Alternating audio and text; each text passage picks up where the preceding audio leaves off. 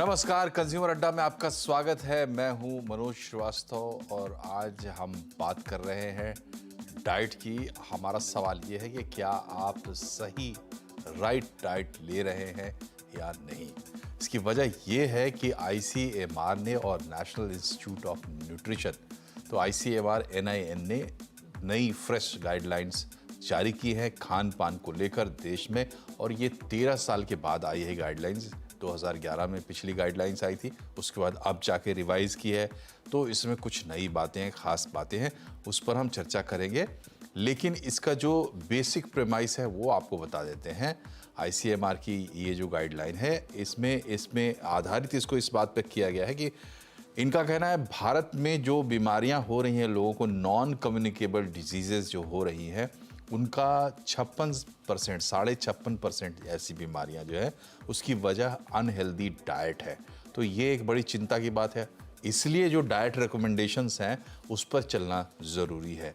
यानी अगर आप अपने डाइट को संभालेंगे, इसके हिसाब से ढालेंगे, तो 80% तक टाइप 2 डायबिटीज़ कम की जा सकती। नॉन कम्युनिकेबल डिजीज़ में एक बड़ा एग्जांपल है कोरोनरी हार्ट डिजीज़, हाइपरटेंशन। ये तमाम चीज़ें घटेंगी अगर आप अपने डाइट को थोड़ा हेल्दी बनाते हैं तो, और साथ में थोड़ा व्यायाम अगर आप ऐड करते हैं तो। और अगर आप ये सब करते हैं तो जो प्रीमेच्योर डेथ केसेस होती हैं जाहिर है इन बीमारियों के चलते, वो भी कम होंगे।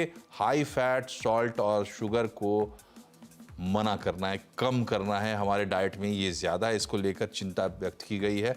ये मोटी मोटी सी हाइलाइट्स हैं कि जो ICMR ने और NIN ने हाईलाइट की है अपनी गाइडलाइंस के साथ साथ। तो गाइडलाइंस क्या है, क्या चेंजेस हैं, इन तमाम पहलुओं को हम खंगालेंगे। पहले आपका परिचय कराते हैं हमारे मेहमानों से। फोर्टिस एस्कॉर्ट्स हॉस्पिटल के सीनियर इंटरवेंशनल कार्डियोलॉजिस्ट डॉक्टर विशाल रस्तोगी हमारे साथ है। डाइटिशियन और न्यूट्रिशनिस्ट डॉक्टर रिद्धिमा खमसेरा हमारे साथ है। और फिट भारत मिशन की फाउंडर शिवांगी देसाई हमारे साथ है। पहला सवाल आज रिद्धिमा से बनता है क्योंकि इनकी डोमेन में ये एक बड़ी बात है कि 13 साल के बाद गाइडलाइन आई है। रिद्धिमा, आपने क्या हाईलाइट किया इन गाइडलाइंस में, क्या चेंजेस नोटिस किए, बेसिक फिलॉसफी क्या लगी आपको? Actually thank you for the question Manoj. पहले क्या था कि हमारा जब डेटा कलेक्ट किया गया ना, क्योंकि हिंदुस्तान में लेग्यूम्स, पल्सेस, मतलब जो हमारा प्रोटीन है, वेजिटेरियंस का जो प्रोटीन है, उसके रेट्स मार्केट में हायर है। बिकॉज ऑफ विच हमारे साथ क्या हुआ कि जो हिंदुस्तानी है ना, वो सीरियल्स पे, मतलब रोटियों पे ज्यादा डिपेंडेंट हो गए। साउथ में जाएंगे तो वो चावल पे डिपेंडेंट हो गए, नॉर्थ में जाएंगे तो वो रोटियों पे डिपेंडेंट हो गए। तो हमारा कार्बोहाइड्रेट इंटेक इतना बढ़ गया, जो होना चाहिए 45% वो 70% तक चला गया। और जो प्रोटीन का रिक्वायरमेंट 15% है वो डिक्रीज होके हो गया 8% तक। डेयरी आ गया 8 से 10% तक, जिसके कारण हमारी बहुत सारी नॉन कम्युनिकेबल डिजीजेस में इंक्रीज आया। थोड़ा सा ये टेंशन की बात भी है क्योंकि अब भारत क्या है, अपनी बहुत सारी मेडिकल इश्यूज में थोड़ी अपनी, कहते हैं ना, पोजीशन लीड करने लग गया है। Because of which ICMR and NIN under Hemlata ma'am, उन्होंने गाइडलाइन जारी किया है। ये एक्चुअली बहुत लंबा मीट था और बहुत डिटेल्ड, मतलब डिस्कशन हुआ। उसमें ये गाइडलाइन आया कि कितनी मात्रा में हमें मैक्रोज लेने चाहिए, हमारी एस्टिमेटेड एवरेज रिक्वायरमेंट कितनी है, RDA कितना होना चाहिए, ये सब चीजों को कैलकुलेट करके गाइडलाइन जारी करी गई है। जिसमें अगर हम मैक्रोज में बात करते हैं तो हमारे प्रोटीन्स, फैट्स और कार्बोहाइड्रेट्स की बात करिए। माइक्रोज में बात करते हैं तो विटामिन एंड मिनरल्स से लेके वाटर इंटेक तक का भी बताया गया है। जैसे एक छोटा सा एग्जांपल देती हूँ। 2010 में हम जो प्रोटीन का रिक्वायरमेंट मानते थे वो 1.5 करते थे। 2020 तक वो 1 तक आ गया, अभी आ गया 0.8 पे। कार्बोहाइड्रेट, पहले आपको पता है, आप सरप्राइज्ड होंगे, अगर आप प्रोपोर्शन लेके चलते हैं तो 3:2:1 की प्रोपोर्शन चलती थी, जिसमें 3 हो गया सीरियल्स। 2010 में ये 11 था, अब आया 2020 में ये हो गया 3, और अभी जो 2024 में इसको डिक्रीज कर गया 100 से 150 ग्राम एवरी डे का कंजम्पशन होना चाहिए, और on the higher side 250 gram every day का सीरियल कंजम्पशन होना चाहिए। वहीं पर प्रोटीन्स 85 ग्राम्स तक चले जाना चाहिए। अगर आपकी एक प्लेटिंग लेते हैं, मतलब एक प्लेट को अगर हम कंसिडर करते हैं, उसमें से आधी प्लेट में आपके 8 फूड ग्रुप्स होते हैं, उसमें से फ्रूट्स, वेजिटेबल्स, ट्यूबर्स, रूट्स वो 1/4 होना चाहिए, 1/4 होने चाहिए। यानी अगर 100 ग्राम फ्रूट्स कंज्यूम करते हैं तो 400 ग्राम आपकी वेजिटेबल्स होनी चाहिए, ताकि आपका ये रिक्वायरमेंट पूरा हो। प्रोटीन 85 ग्राम तक होना चाहिए, और कार्बोहाइड्रेट जिसमें सीरियल्स में हमारे ग्रेन्स आ गए और मिलेट्स आ गए, ठीक है, उनको आप लेके चलेंगे 250 ग्राम तक। इसके अलावा इसमें बहुत इंपॉर्टेंट जो एम्फेसिस दिया गया है वो प्यूफा पे दिया हुआ है, poly unsaturated fatty acid. Poly unsaturated fatty acid हमारे हार्ट और ग्रोथ एंड डेवलपमेंट में काम आता है। इसमें N3 और N6 होता है, उसके ऊपर ज्यादा फोकस किया गया है। उसकी भी मात्रा बताई गई है कि वो आपको 35 ग्राम डेली कंज्यूम करना है। अगर एक वेजिटेरियन से इसमें लेंगे तो वो सीड्स की फॉर्म में हो सकता है, फ्लैक्स सीड्स, चिया सीड्स या इस तरह की चीजों में। और फैट का परसेंटेज जो है, मतलब टोटल डेली कंजम्पशन 27 ग्राम कर दिए। अगर परसेंटेज के हिसाब से लेते हैं तो 15% फैट कर दिया, जिसकी अपर लिमिट 30% तक हायर उसमें कर दिया। 15 से 30% आपको ले सकते हो। 30 को भी फर्दर डिविजन दिया, मतलब ये बहुत डिटेल्ड है। इसमें आप saturated fatty acid, poly unsaturated fatty acid और मोनो अनसैचुरेटेड फैटी एसिड्स बराबर मात्रा में होना चाहिए। हिंदुस्तान की, जैसे अगर आप विलेजेस की तरफ जाते हैं या थोड़ा सा टायर 2 एंड टायर 3 सिटीज में जाते हैं, वहां पे घी का कंजम्पशन बहुत ज्यादा बढ़ गया। तो प्यूफा और आपका ये जो मोनो अनसैचुरेटेड नुफा है, ये तो बिल्कुल जीरो हो गया, और सैचुरेटेड फैटी एसिड्स में सब्जियां बनने लग गई। तो आपका जो 10% होना चाहिए था वो 30% पे चला गया, बिकॉज ऑफ विच हमारी कॉरोनरी डिजीजेस भी बहुत ज्यादा बढ़ गई है। जी जी अगर गाइडलाइन को फॉलो किया जाए तो होपफुली हम अपना हेल्थ क्वोशंट इंप्रूव कर पाएंगे। जी। डॉक्टर विशाल, अगला सवाल आपसे बनता है कि ये गाइडलाइंस आपने देखी हैं, आपके इनिशियल कमेंट्स क्या हैं इस पर, और इसको नीचे तक कैसे पहुंचाया जाए? सो मनोज जी, हम लोग बहुत ही दिनों से ये डिस्कशन करते आ रहे हैं कि इंडिया में कॉरोनरी आर्टरी डिजीज बढ़ रही है, नॉन कम्युनिकेबल डिजीज बढ़ती जा रही हैं, और जैसे जैसे हमारी सोसाइटी अब मैच्योर हो रही है, वेस्टर्नाइज हो रही है, वैसे वैसे हमारे यंगस्टर्स को ये डिजीजेस होती जा रही हैं। हम हमेशा बात करते हैं कि डाइट होनी चाहिए अच्छी, एक्सरसाइज करना चाहिए, लेकिन कोई गाइडलाइन इंडिया के लेवल पर जो थी वो बहुत पुरानी हो गई थी। 13 साल से उस पर कोई अपडेट नहीं आया था, तो ये बहुत ही वेलकम कदम माना जाएगा। जैसे कि अभी डॉक्टर रिद्धिमा ने बोला कि अब इसमें इन्होंने बहुत अच्छे तरीके से हर एक चीज को एक्सप्लेन किया है, तो I would consider this as a very very welcome step. और इसकी वजह से अगर हम अपनी कॉरोनरी आर्टरी डिजीज को, डायबिटीज को और हाइपरटेंशन को, ये 3 बड़ी बड़ी बीमारियां जिनसे कि सबसे ज्यादा हमारे मरीज परेशान हैं और जिसकी वजह से मैक्सिमम हम लोग हॉस्पिटल में डिजीज बर्डन देखते हैं, ये हम कम कर पाएंगे। तो मेरा जो प्रिलिमिनरी इसमें मैंने स्टडी किया है, उसके हिसाब से इन्होंने बहुत ही डिटेल्ड इसका उन्होंने पूरा एनालिसिस दिया है। और जो अगर मैं सबसे सिंपल बात करूं तो वो ये है कि इन्होंने कहा है कि हमें सॉल्ट कम यूज करना है और शुगर कम यूज करनी है। शुगर के मामले में अगर कहा है कि केवल 20 ग्राम से ज्यादा शुगर पूरे दिन में नहीं इस्तेमाल करनी चाहिए, और इसके अलावा सॉल्ट की मात्रा बहुत कम होनी चाहिए। ऑयल और प्रोटीन पे भी इन्होंने कहा है कि इसको भी हमें लिमिट में लेना चाहिए। अगर हम इंडियन फूड की बात करें, जैसा रिद्धिमा ने भी कहा, तो हम लोग अपनी बात करते हैं कि हम तो जी 2 रोटी खाते हैं या 3 रोटी खाते हैं, तो हम अपने फूड को एक्चुअली रोटी की तरह से गिनते हैं और उसके साथ में थोड़ी सी दाल और थोड़ी सी सब्जियां ले लेते हैं, and this is a very very unhealthy trend. हमें ज्यादा जो कॉन्सेंट्रेट करना है वो ग्रीन लीफी वेजिटेबल्स पे और बाकी जो हेल्दी फूड्स हैं उस पर कॉन्सेंट्रेट करना है, क्योंकि माइक्रो न्यूट्रिएंट्स उतने इंपॉर्टेंट है जो कि हमें सीरियल्स में या खाली जो कार्बोहाइड्रेट्स हम ले रहे हैं उसमें नहीं मिलते हैं। तो ये गाइडलाइंस बहुत वेलकम स्टेप है, और इसको हम अगर डिटेल्स में पढ़ें और फॉलो करें तो हम बहुत हद तक अपनी हेल्थ इंप्रूव कर सकते हैं। अब इसको नीचे तक कैसे पर्कुलेट करना है, ये बहुत ही इंपॉर्टेंट सवाल है, और हम लोग आपके लेवल पे, अपने लेवल पे सब इस चीज को जो है आगे डिस्कशन करना चाहिए हमें, और इसके आगे सेमिनार्स और इंपॉर्टेंट मीटिंग्स करनी चाहिए, जिससे कि हम इसको आगे तक पर्कुलेट कर सकें। बिकॉज दवा खाना, always it is said, prevention is always better than cure. So अगर हम बीमारियों को प्रिवेंट कर पाते हैं तो हम आगे की बहुत सारी प्रॉब्लम से बच सकते हैं। जी, तो अब इसको आगे कैसे बढ़ाया जाए, ये एक बड़ा सवाल है। शिवांगी, आपसे मेरा सवाल है और एक पर्सपेक्टिव देके मैं आपसे पूछ रहा हूँ। अभी देखिए, हाल में मसालों को लेकर बातचीत शुरू हुई, सिंगापुर में मसाले रोके गए, और उसके बाद पता चला यूरोप में 400 फूड आइटम्स जो हैं वो संदेह के घेरे में आ गए। और फसाई की पूरी एक ऐसा लग रहा है जैसे एक फिर से पूरी फिलॉसफी को रीडू हम लोगों को करना चाहिए। इसी बीच ये खबर आई है आईसीएमआर से, गाइडलाइंस रिवाइज हुई है, ये एक पॉजिटिव खबर है। तो पूरा इकोसिस्टम कैसे तैयार किया जाए, इसमें भी कहा गया है कि पैकेज्ड फूड जो है उसके लेबल पढ़ना सीखे आम कंज्यूमर और समझना सीखे कि उसमें है क्या जो वो खा रहा है, ना कि आप सिर्फ ब्रांड पर और कीमत पर भरोसा करें कि भाई महंगी चीज़ है और बड़ा ब्रांड है तो ये अच्छा ही है, खा लें। तो इसको कैसे ऑर्गेनाइज तरीके से आगे बढ़ाया जाए ताकि ये परकोलेट करे और अंतिम आदमी तक पहुंचे। हम तो कल्पना बात तो हम गांव तक की कर रहे हैं, पहले शहर में भी जो लोग हैं वहां तक भी अवेयरनेस पहुंचे, कैसे होगा? बहुत अच्छा सवाल है मनोज जी कि इसे आगे कैसे लेकर जाए। पहले आईसीएमआर ने जो 17 गाइडलाइंस दी है, इट इज अमेजिंग, कमेंडेबल है, बट इसे आगे लेकर जाने के लिए एक ही रास्ता है, दैट इज एजुकेशन, जो सीएनबीसी आवाज़ के माध्यम से बहुत अच्छा हो रहा है। आवाज़ पहुंच रही है जनता तक। पैकेज्ड फूड के बारे में जो गाइडलाइन दी है वो इतनी ज़्यादा ज़रूरी थी क्योंकि आज लोग एडिक्टेड हो चुके हैं 3 चीज़ों की वजह से। वो जो पैकेज्ड फूड है उसमें एक तो पाम ऑयल, मैदा और शुगर, तीनों ऐसी चीज है जो जब इकट्ठा हो जाती है तो वो आपके टेस्ट बर्ड को इतना ज्यादा एडिक्टिव बना देता है। इवन आपके अंदर डोपामाइन से लेकर अलग अलग ऐसे केमिकल्स और न्यूरोट्रांसमीटर्स रिलीज करता है कि आप ना चाहकर भी उसके पीछे भागते रहते हो।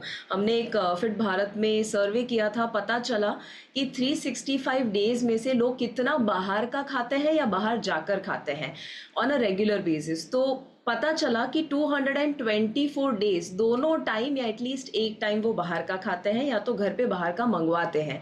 Now this is very shocking.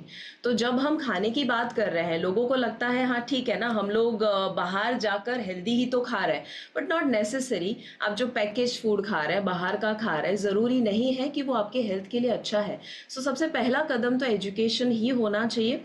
जहाँ आप कोई भी पैकेट को अगर पकड़ते हैं तो मैं हमेशा कहती हूँ एक डायलॉग की, पीछे देखो पीछे, अब हम हमेशा आगे देखते हैं और पिक्चर देखते हैं और हम टेम्प्ट हो जाते हैं। और वो जो अहमद एक वायरल हुआ है उनका वीडियो, जो छोटा सा बच्चा है वो कहता है पीछे देखो पीछे। मैं हमेशा कहती हूँ हमेशा पैकेट के पीछे देखिए, आगे ना देखिए, इंग्रेडिएंट्स पढ़िए और 3 चीज़ें स्पेशली उसमें दिखाई देते वो कभी आपको नहीं टच करना है। मैं ऐसा नहीं कहती कि उसे बिल्कुल ना खाइए, बट पहले बॉडी को डिजर्विंग बनाइए कि आप रेगुलरली एक्सरसाइज करते हैं। जो भी रिद्धि मैडम ने बताया कि आपको अपना आधा प्लेट जो है क्या रखना चाहिए, फ्रूट्स, वेजिटेबल्स, लेग्यूम्स वगैरह रखना चाहिए, तो क्या वो रेगुलरली खाते हैं कि नहीं, वो ज़रूरी है। साथ में मैं और 5 चीज़ों के ऊपर फोकस चाहूँगी कि हमारी ऑडियंस जो सुन रहे हैं वो करे। सबसे पहला, व्हाट यू ईट, वो तो है, वो तो गाइडलाइन आपको पता चल गई, काफ़ी सारा डिस्कस किया हमने। पर जो दूसरा आता है that is how you eat, मतलब किस तरह से आप खाते हैं। आज एक नॉर्मल इंसान को जब देखते हैं, इतना ज़्यादा फास्ट खाता है, इतना ज़्यादा वो हड़बड़ी में खाता है, फास्ट पेस लाइफ में उसे टाइम नहीं है।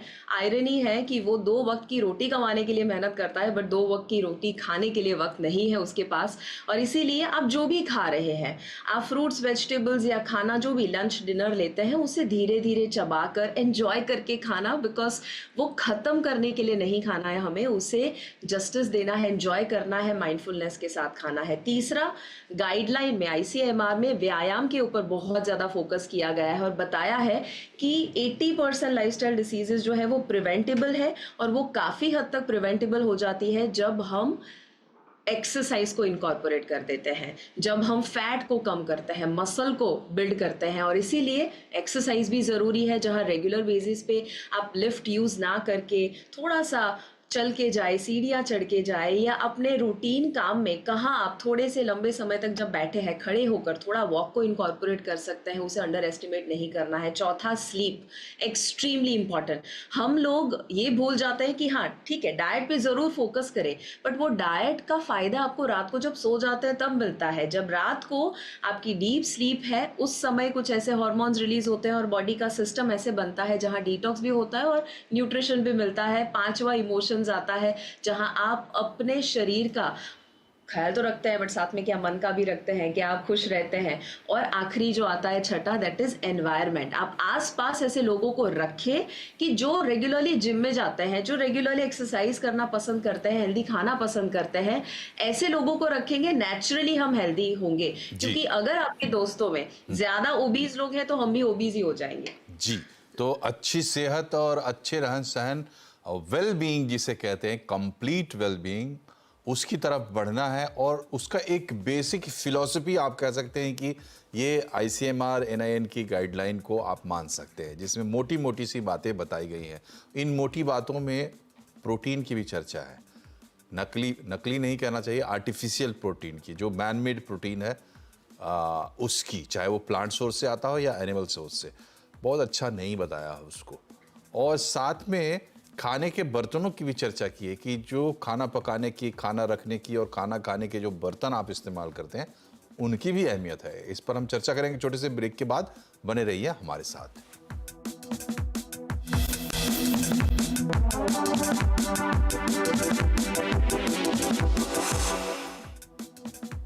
ब्रेक के बाद एक बार फिर से आपका स्वागत है कंज्यूमर अड्डा में। आज हम बात कर रहे हैं आपकी डाइट की, और बात इसलिए कर रहे हैं क्योंकि ICMR NIN की गाइडलाइंस आई है। फूड गाइडलाइंस 13 साल के बाद रिवाइज करके लाई गई है, और इसमें कई सारी इंपॉर्टेंट चीज़ें हैं जिन्हें हमें अपनाना चाहिए। डॉक्टर विशाल के पास चलते हैं। डॉक्टर विशाल, इसमें एक चीज़ आर्टिफिशियल प्रोटीन को लेके बताई गई है, और कहा गया कि इसमें एडिटिव्स हो सकते हैं, थोड़ा शुगर हो सकता है, 2-3 ऐसे पॉइंट्स बताए गए हैं। लेकिन एक, जैसे कि मैंने पहले भी कहा कि हम इसको एक फ़िलॉसफी मान रहे हैं। पूरा जो फूड सिनेरियो तो बहुत बड़ा है और इसको इंटरप्रेट करना पड़ेगा।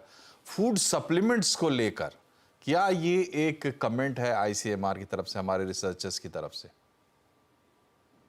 तो मनोज जी, ये हम लोग बहुत टाइम से सोचते आ रहे थे कि अब जब से ये जिम जाना बढ़ गया है, तब से ये जिम में यंग डेथ्स कैसे हो रही हैं और क्यों हार्ट की ट्रबल हो जा रही है। तो अक्सर ये देखा गया है कि जो लोग फूड सप्लीमेंट्स लेते हैं, चाहे वो वे प्रोटीन की फॉर्म में हो, चाहे वो किसी भी BCCA या अदर जो उनके सप्लीमेंट्स हैं वो हो, क्रिएटिन हो, ये सब कुछ हद तक किडनी को प्रभावित करते हैं एडवर्सली। और इनके अंदर कुछ ऐसे एडिशंस हो सकते हैं, जो कुछ ऐसे एनाबॉलिक स्टेरॉइड्स, हार्मोन्स हो सकते हैं जो कि बॉडी को हार्म करते हैं और जिनसे कि हार्ट अटैक और बाकी बीमारियां बढ़ती हैं।